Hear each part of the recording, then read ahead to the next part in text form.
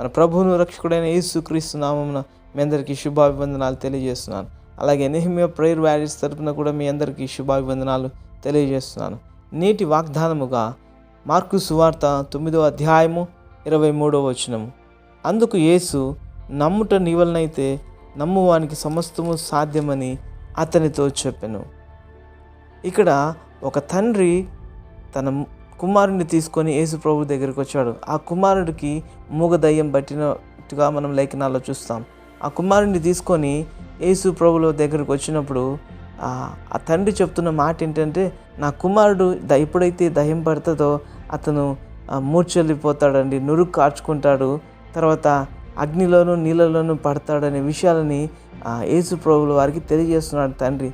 తెలియజేస్తూ ఆ మాట అంటాడు, అయ్యా, కేవలం నీ కనికరం ద్వారానే ఈ కార్యాన్ని మేము చూడగలుగుతాము, నా కొడుకు జీవితంలో ఈ కార్యం నేను చూడగలుగుతాను అని ఆ తండ్రి యేసు ప్రభుతో మాట్లాడినప్పుడు ఆయన అంటున్నాడు, అయ్యా, ఎప్పటి నుంచి ఈ బిడ్డకి ఇలాంటి సమస్య ఉందంటే వీడు బాల్య దినముల నుంచి ఇలాంటి సమస్యతో బాధపడుతున్నాడని తన తండ్రి యేసు ప్రభుకు సమాధానం ఇస్తున్నాడు.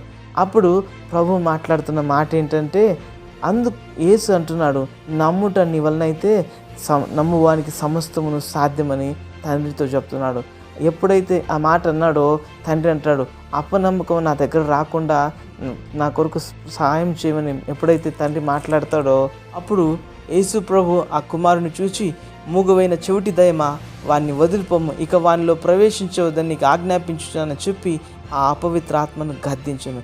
ఎప్పుడైతే యేసు ప్రభు దాన్ని గద్దించాడో అది కేకలు వేసి అతన్ని విడిచిపోయినట్టుగా లేఖనాలు మనం స్పష్టంగా తెలియజేస్తున్నాయి. ఇక్కడ తండ్రి నమ్మకం ఉంచడాన్ని బట్టి కుమారుడి జీవితంలో కార్యం జరగడం మనం చూస్తూ ఉన్నాం.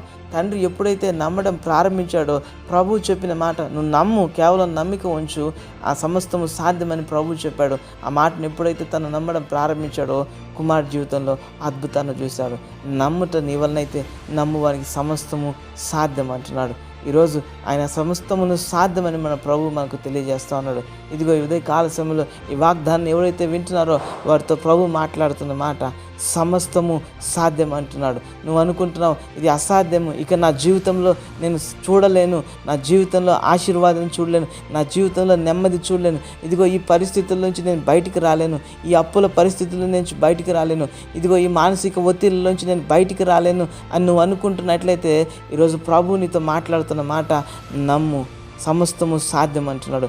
నమ్ముట నీ వలనైతే సమస్తము సాధ్యమని ఆయన నీతో మాట్లాడుతున్నాడు. ఇదిగో వాక్యం వింటున్న ప్రియ సహోదరుడా, సహోదరి, ఈ వాగ్దానం వింటున్న ప్రియ తమ్ముడా, చెల్లి, ప్రభు నీతో మాట్లాడుతున్నాడు. నమ్మకం మాత్రం ఉంచు, ఆయన సమస్తాన్ని సాధ్యపరుస్తానంటున్నాడు. ఈరోజు నీ జీవితంలో ప్రభు అద్భుతాన్ని చేయబోతా ఉన్నాడు. కేవలం నువ్వు నమ్మాలి. ప్రభు మాటను ఎప్పుడైతే నువ్వు నమ్మడం ప్రారంభిస్తావో నువ్వు అద్భుతాలు చూస్తావు. నమ్మువానికి సమస్తము సాధ్యం అంటున్నాడు. అబ్రహాము నిరీక్ష లేని కాలంలో దేవుని మాట నమ్మాడు, అది తన జీవితంలో నీతిగా ఎంచబడింది.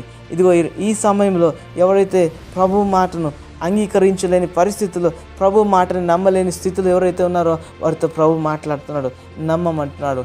నమ్మడం ప్రారంభిస్తే మనం అద్భుతాలు చూస్తామంట. హల్లెలూయా. ఈ సమయంలో చిన్న ప్రార్థన చేసుకుందాం.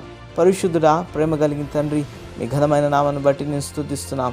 ఇదిగో తండ్రి, ఈ సమయంలో ప్రభువా, ఈ వాగ్దానాన్ని చూస్తున్న ప్రతి బిడ్డ జీవితంలో ఈ కార్యాన్ని నెరవేర్పులోకి తీసుకురండి.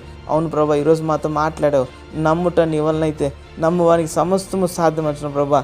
మేము ఏ విషయాలు నమ్మలేకపోతున్నామో ఆ విషయాల్లో మీరు కార్యము చేయండి ప్రభువా.